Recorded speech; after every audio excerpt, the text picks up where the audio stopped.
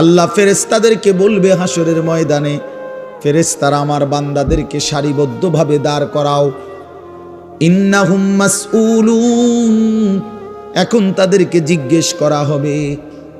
আল্লাহ বলেন, ইন্নাস সামআ ওয়াল বাসারা ওয়াল ফুআদা কুল্লু উলাইকা কানা আনহু মাসউলা। আল্লাহ বলে, বান্দা আমি নিজে আল্লাহ তোমার কানকে জিজ্ঞেস করব, চোখকে জিজ্ঞেস করব, এমনকি তোমার অন্তরকেও জিজ্ঞেস করব। ফুআদা অর্থ দিল।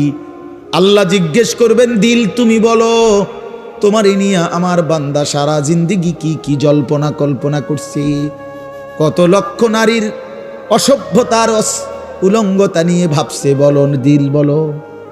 মানুষে না দেখে নাই, মানুষে না সময় শুনে নাই, তো তুমি যুবক কত নারীকে নিয়ে অসভ্য ভাবনা ভাবছ? তুমি যতগুলো উলঙ্গ ছবি দেখছো, নাচ দেখেছো, প্রতিটা নারীকে নিয়ে তুমি কি কি কল্পনা করেছিলা বলো? ওয়া আসিররু কাওলাকুম আবিজহারু বিহি ইন্নাহু আলিমুম বিদাতিস সুদূর। আল্লাহ বলে, বান্দা আস্তেও যদি কথা বলো, জোরেও যদি কথা বলো, অন্তরেও যদি কিছু লুকিয়ে রাখো, আমি সব জানি। জানি কিনা? হ্যাঁ, শাহিদা আলাইহিম সামউহুম ওয়া আবসারুহুম ওয়া জুলুদুহুম বিমা কানু ইয়ামালুন।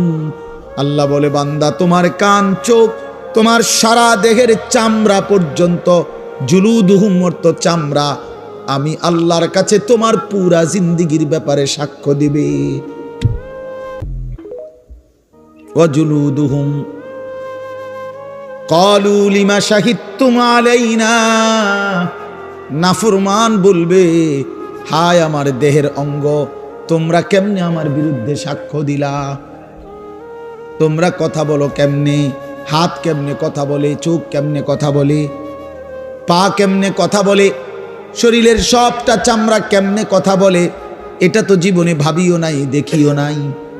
ক্বালু আনতাকানাল্লাহুল্লাযী আনতাকা কুল্লা শাই।